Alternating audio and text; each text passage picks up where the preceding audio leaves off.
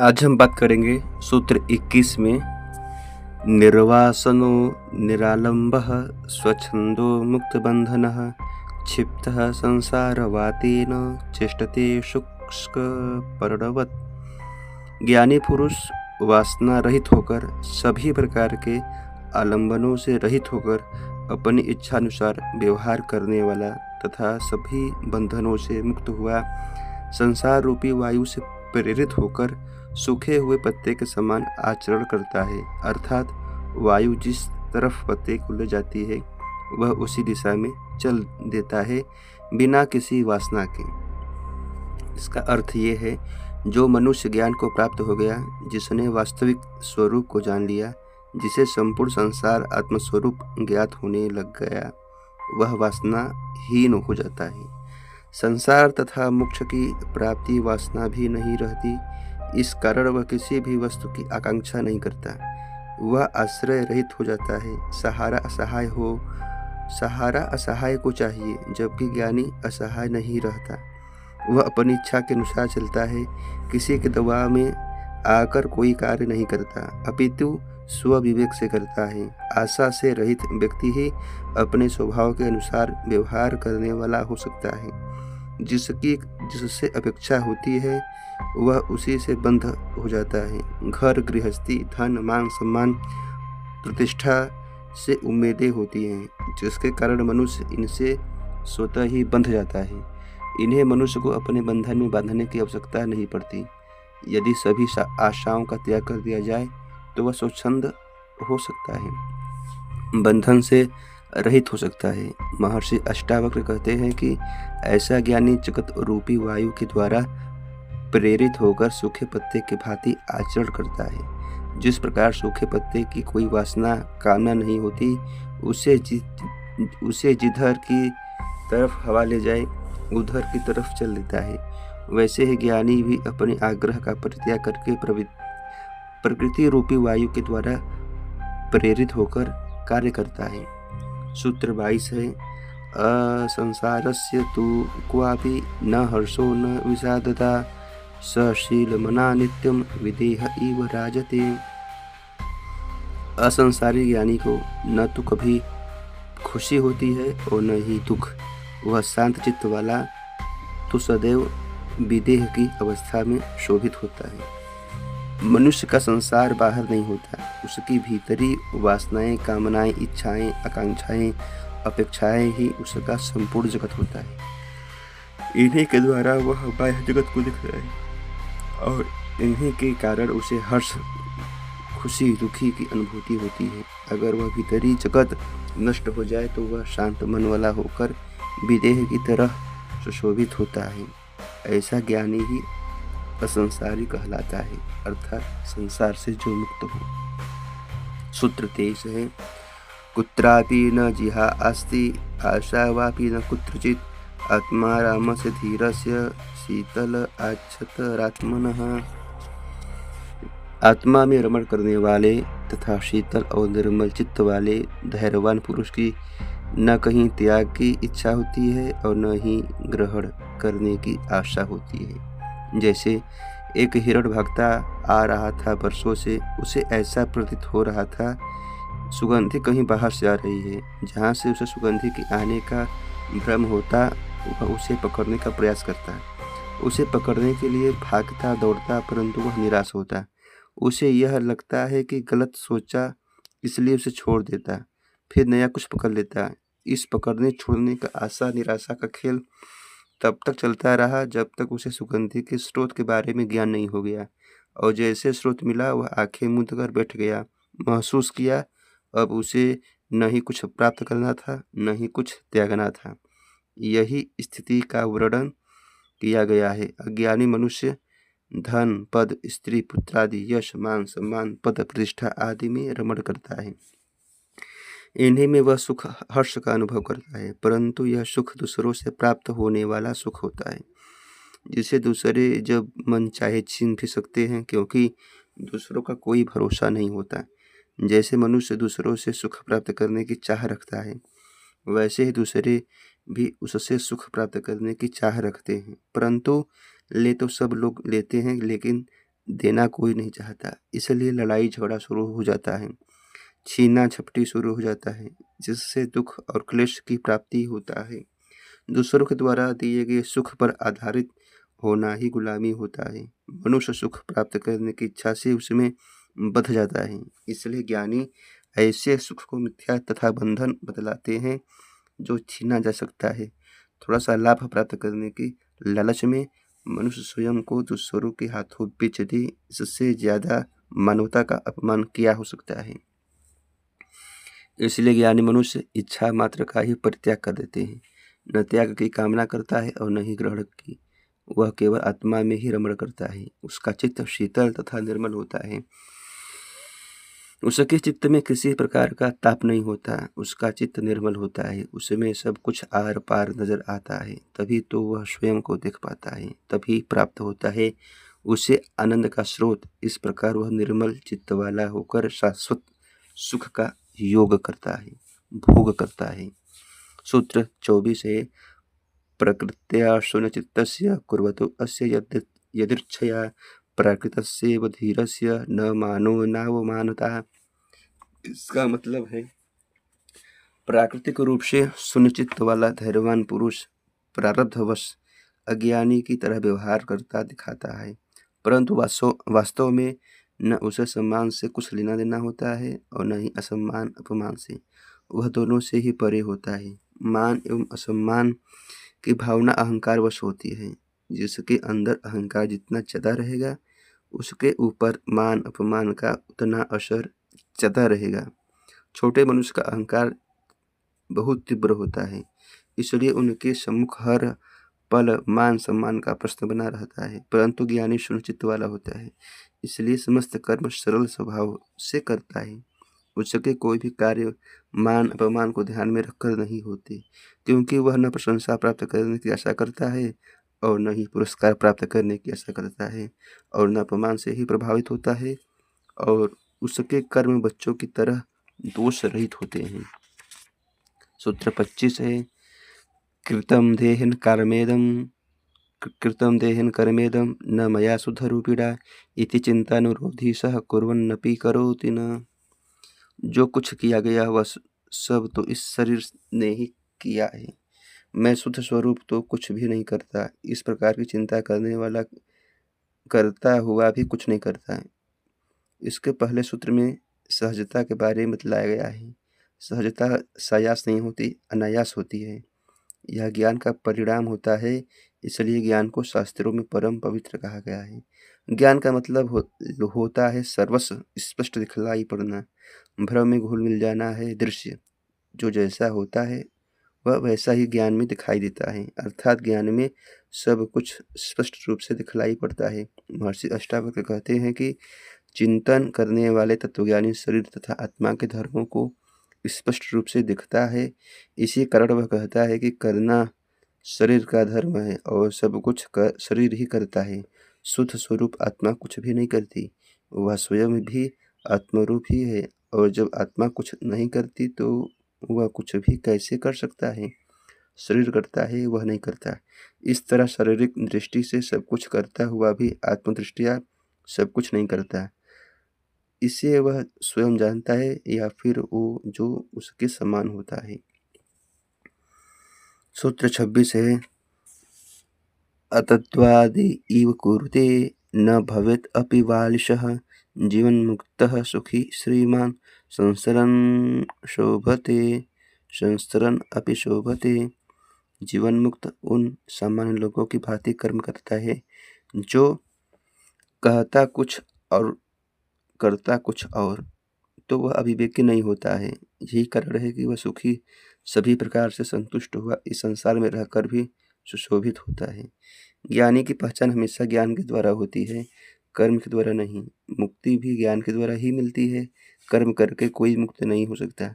संपूर्ण कर्मों का आधार शरीर, मन तथा अहंकार होता है, जिनके रहते संपूर्ण कर्म बंधन ही होते हैं, परंतु ज्ञानी आत्मा में जीता है, जिनके इसके सारे कार्य नाटकवत और स्वभावत होते हैं, वह उनमें लिप्त नहीं होता। इसलिए ज्ञानी की पहचान उसके वचनों के द्वारा होती है कि वह क्या करता है।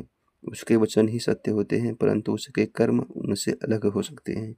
ज्ञानी सामान्य जन की तरह ही खाता पीता है, आचरण करता है, परंतु वह असाधारण होता है। इसके विपरीत अज्ञानी असाधारण कार्य करता हुआ भी साधारण होता है। गिद्ध बहुत ऊंचा उड़ता है, परंतु उसकी नज़र हमेशा मुर्दे पर ही होती है। बगुला भी एक पांव पर खड़ा होकर बड़ी तपस्या करता है, परंतु उसकी नज़र मछली पर ही होती है। ऐसे ही अज्ञानी मनुष्य भले ही उच्च कर्म करे, परंतु उसकी नज़र हमेशा तुच्छ वासनाओं पर ही लगी रहती है। इसलिए महर्षि कहते हैं कि ज्ञानी तथा अज्ञानी के कहने और करने में बहुत अंतर होता है। ज्ञानी विवेक में जीवन व्यतीत करता है, सत्य में जीता है, सृष्टि के एकात्मक भाव में जीता है। सामान्य जन अहंकार तथा वासना में तुच्छ स्वार्थों में जीता है। यह भीतरी भेद होता है। अज्ञानी के कर्म मूर्खता से परिपूर्ण होते हैं, ज्ञानी मूर्ख नहीं होता, इसलिए संसार में रहकर भी सुखपूर्वक जीवन यापन करता है और शोभायमान होता है। अज्ञानी भी संसार में ही रहता है, परंतु दुखी रहता है। ज्ञान की पहचान ज्ञान के द्वारा होती है, कर्म के द्वारा नहीं। जबकि अज्ञानी की पहचान कर्म से होती है, क्योंकि वह कर्म में जीता है, ज्ञान में नहीं। ज्ञानी ज्ञान में जीता है, कर्म में नहीं। सूत्र 27 है, नाना विचार सुश्रान्तः धीरः विश्रांतिम आगतः न कल्पते न जानाति न शृणोति न पश्यति। जिसमें नाना प्रकार के विचार शांत हो गए, ऐसा धैर्यवान पुरुष अर्थात तत्वज्ञानी परम शांति परम विश्राम को प्राप्त करना किसी भी प्रकार की कल्पना करता है। न ही कुछ जानता, न कुछ सुनता है, न कुछ दिखता है। जो अज्ञानी होते हैं वही संसार के भोगों का उपभोग करता है। जब वह शरीर तथा इंद्रियां के भोगों से संतुष्ट हो जाता है, जब उसे उसमें कोई भी महत्व नहीं दिखलाई पड़ता, जब उसे उनमें रस नहीं मिलता, तब उसका चित्त संन्यास की तरफ प्रेरित होता है। संन्यास संसार के अनुभव का सार है, निचोड़ है, उनकी निष्पत्ति है। ऐसा संन्यास ही वास्तविक होती है। संसार के अनुभव प्राप्त किए बिना जो संन्यास लेता है वह आरोपित होता है, कच्चा है, कभी भी डगमगा सकता है। संन्यास लिया नहीं जाता, होता है। यह कार्य नहीं बल्कि अनुभव होता है। यह श्रेष्ठ जीवन की तरफ बढ़ा हुआ एक कदम होता है।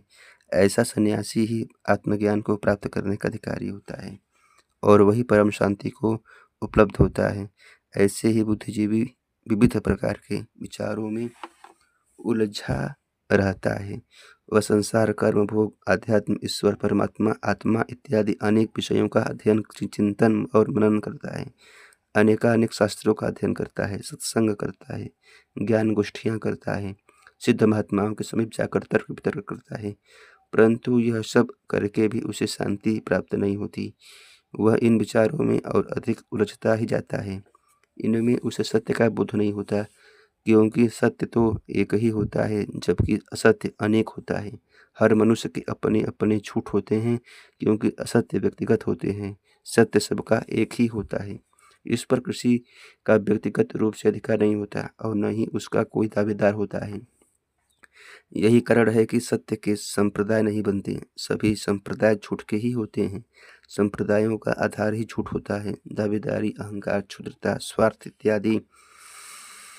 जहाँ संप्रदाय होता है वहाँ सत्य नहीं होता, जबकि संप्रदायों में सत्य नहीं होता। जहाँ सत्य होता है वही संप्रदाय नहीं होता। इसलिए महर्षि अष्टावक्र का संप्रदाय नहीं बन सका। सत्य वैसे ही शुद्ध होता है जैसे 24 कैरेट का सोना शुद्ध होता है, और संप्रदायों में यह स्वर्ण 18 कैरेट का ही रह जाता है। आजकल के जो संप्रदाय होते हैं वे तो 14 कैरेट वाले ही होते हैं।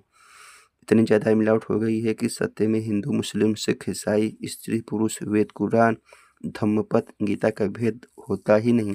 भेद मात्र असत्य है, बिना भेद वाला सत्य ही है। समस्त विचारक चिंतक इस संपूर्ण को विचारों के माध्यम से ही समझना चाहते हैं, परंतु उनसे इन्हें ज्ञान प्राप्त नहीं होता और आत्मज्ञान के बिना शांति प्राप्त नहीं होती। इसलिए अष्टावक्र कहते हैं कि जो इन विचारों से थक कर शांति को प्राप्त होता है वही विचारों से मुक्ति प्राप्त कर सकता है और उसी को आत्मज्ञान का फल प्राप्त होता है। यह ऐसे मूर्ख व्यक्ति को कभी नहीं प्राप्त होता जिसने कभी कोई विकार किया ही न हो। इसलिए जिसने संसार का भोग किया और जो चिंतन की उच्च अवस्था पर पहुंच जाता है, उसी को आत्मज्ञान रूप फल प्राप्त होता है। जिसने संसार को नहीं जाना, वह परमात्मा को क्या जान सकेगा। जो संसार को दुख मानकर हमेशा रोता रहता है, वह परमात्मा को प्राप्त करके कैसे खुश हो जाएगा। उसकी तो आदत ही रोने की होती है, इसलिए वह परमात्मा को भी प्राप्त करके रोता ही रहेगा। जो ज्ञानी होते हैं वही पूर्ण शांति की अनुभूति करते हैं। वे एक आत्मा में स्थिर हो जाने से किसी दूसरे की कल्पना नहीं करते, न जानते हैं, न सुनते हैं और न ही देखते हैं। सर्वत्र उसी आत्मा को ही जानते हैं। सूत्र 28 है, असमाधेः अविक्षेपात् न मुमुक्षुः न च इतरः निश्चित्य कल्पितं पश्यन् ब्रह्म एव आस्ते महाशयः। तत्वज्ञानी क्योंकि समाधि की स्थिति में नहीं रहता, इसलिए वह मोक्ष का आकांक्षी नहीं होता और उसको किसी प्रकार का किसी रूप से विक्षेप नहीं होता, इसलिए वह असंसारी होता है, अर्थात संसार नहीं होता। अपितु वह तो संपूर्ण जगत प्रपंच को कल्पित मात्र कल्पना स्वीकारता हुआ स्वयं ब्रह्म रहता है।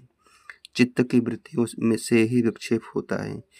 ये विक्षेप ही अशांति के मूलभूत कारण होते हैं। चित्त की इन्हीं वृत्तियों को शांत करने हेतु समाधि का अनुष्ठान किया जाता है। ज्ञान प्राप्ति का मुमुक्षु ही चित्त की वृत्तियों के निरोध हेतु समाधि का सहारा लेता है, लेकिन ज्ञानी की संपूर्ण चित्त वृत्तियां शांत हो जाने से वह विक्षेप रहित, उसे समाधि की जरूरत ही नहीं होती। ऐसा ज्ञानी मुमुक्षु भी नहीं होता और न ही गैर मुमुक्षु होता है, क्योंकि उसने वह सब कुछ प्राप्त कर लिया जिसे प्राप्त करने के लिए ये साधन किए जाते हैं। वह संसार को कल्पना मात्र मानते हुए हमेशा ब्रह्म स्वरूप रहता है। सूत्र 29 है, यस्य अन्तः स्यात् अहंकारः न करोति सः निरंकार धीरेण न किंचित अकृतं कृतं। जिसके अंतःकरण में अभिमान होता है, वह कुछ भी न करता हुआ भी सब कुछ करता है, जबकि जो अहंकार रहित होता है उसके द्वारा सब उसके द्वारा किया जाता हुआ भी कुछ नहीं किया जाता। करने न करने का संबंध कर्तव्य अभिमान से होता है। अहंकार ही पाप का मूल कारण होता है। इसी से मनुष्य स्वयं को परमात्मा से अलग मानता है। इसी से उसके भीतर कर्तापन की भावना का जन्म होता है। इसी कर्ता भाव के कारण वह कर्म के फलों का भोक्ता बनता है। अगर उसका अहंकार मिट जाए तो वह कर्तापन के भाव से भी मुक्त हो जाता है। फिर वह संपूर्ण कर्मों को ईश्वरी समझकर करेगा। वह स्वयं को साधन मात्र समझेगा। आत्मज्ञानी ही ऐसा समझता है कि ये कर्म शरीर के द्वारा किए जा रहे हैं और चूंकि मैं आत्मा हूँ, शरीर नहीं, इसलिए ये कर्म मेरे द्वारा नहीं हो रहे हैं। ऐसा ज्ञानी निरहंकारी होने के कारण कर्म करता हुआ भी नहीं करता, वह उनके कर्म का भुगता भी नहीं होता। इसके विपरीत अज्ञानी कर्म नहीं करता हुआ भी कर्म करता है, क्योंकि शरीर के द्वारा किया जाने वाले कर्मों को रोक कर भी उसके विचार तो चलते ही रहते हैं, योजनाएं भी बनती रहती हैं। अच्छी बुरी कमियां तो चित्त में विद्यमान है ही, और साथ ही साथ अहंकार भी विद्यमान होता है, जिसके कारण उसके ये विचार और भावना ही बंधन का रूप ले लेती है। कर्म नहीं करने से उनका रेचन भी नहीं होता। इस कारण वह प्रत्येक क्षण कर्म न करता हुआ भी कर्म करता है। मुक्ति प्राप्त करने के लिए कर्म को छोड़ने की आवश्यकता नहीं होती, बल्कि अहंकार को छोड़ना पड़ता है, कर्तापन की भावना का त्याग करना पड़ता है। सूत्र 30 है, न उद्विग्नं न च संतुष्टं अकर्तृस्पन्दवर्जितं निराशं गतसंदेहं चित्तं मुक्तस्य राजते। ज्ञानी महापुरुष का मन न उद्विग्न होता है, न संतुष्ट रहता है, उसमें न कर्तापन होता है, न ही विषयों के प्रति प्रतिक्रिया। रूप किसी तरह का स्पंदन, आशा रहित, संदेह मुक्त ज्ञानी का चित्त संपूर्ण द्वैतों से परे सुशोभित होता है। मुक्त पुरुष का चित्त पूर्ण रूप से शांत हो जाता है, समस्त प्रकार के संघर्षों से मुक्त हो जाता है, जिससे वह क्रोध रहित, संतोष रहित, कर्तापन के भाव से रहित, आशा रहित तथा संदेह रहित हो जाता है।